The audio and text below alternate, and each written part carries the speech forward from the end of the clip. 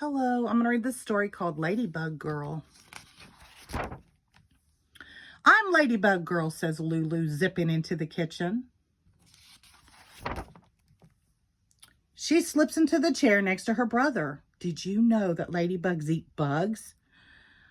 Yes, he says, everyone knows that. After breakfast, Mama says, Papa and I have work to do around the house. You'll have to figure out your own fun time, okay? How am I ever going to do that? Asked Lulu. You can do anything, Lulu. You're Ladybug Girl. Lulu runs after her brother. Where are you going? I'm going to play baseball with Sam and Max. Can I play too? She asked.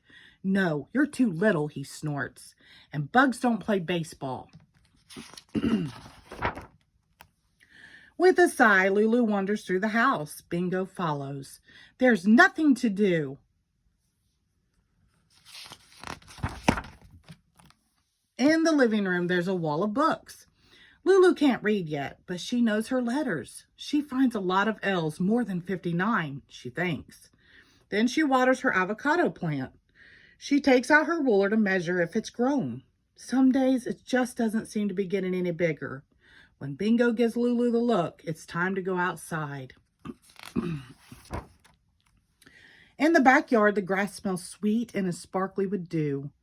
When Bingo snuffles about, Lulu discovers a line of ants marching over a rock.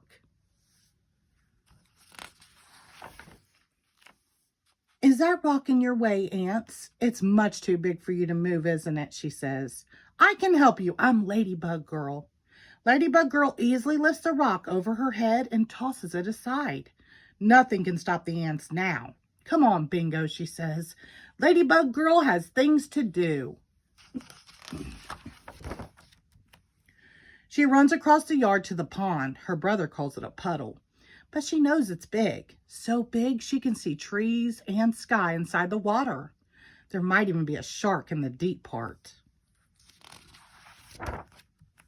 Ladybug Girl jumps in anyway. Her next stop is the old crumbly stone wall. It definitely needs her help. She picks up the fallen rocks and puts them back on top. Now the wall is bigger and better than before. It's the perfect fort. Even the toppled over tree at the back of the yard can't stop her. Its roots look like angry snakes, but Ladybug Girl skips all the way down its trunk, not falling even once. She jumps down and lands with a bow. Ta-da, she says. Bingo wags his tail. All of a sudden, Lulu hears a crack of a baseball bat. She whirls around and sees a ball bouncing toward her. Hey, her brother yells, throw it over here. She picks up the ball and throws it, but somehow it lands near her feet. Please, can I play with you now? She asks when her brother runs over. No, he says, I already told you, you're too little. He grabs the ball and runs back to his game. Lulu glares after him. Lulu lies down feeling the warm sun on her cheeks. She knows she isn't too little.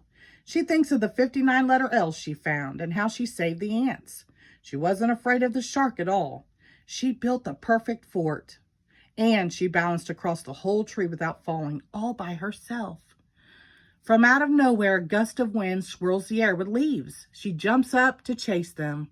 Ladybug Girl can catch leaves in midair. Ladybug Girl is definitely not little, she yells into the wind. Lulu runs up the hill to the apple tree and lifts herself onto the branch. She can see her brother and his friends playing baseball and hears them arguing.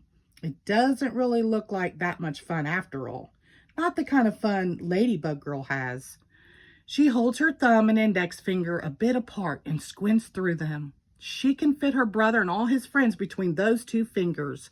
I'm not little, she says. You're little.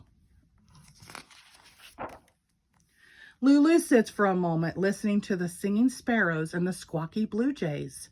When she hears Mama calling, she swings down and says, come on, Bingo. Let's go inside and tell Mama and Papa about our morning. Feeling as big as the whole outdoors, Lulu stretches out her arms and flies down the hill with her wings bobbling behind her. The end. Thank you.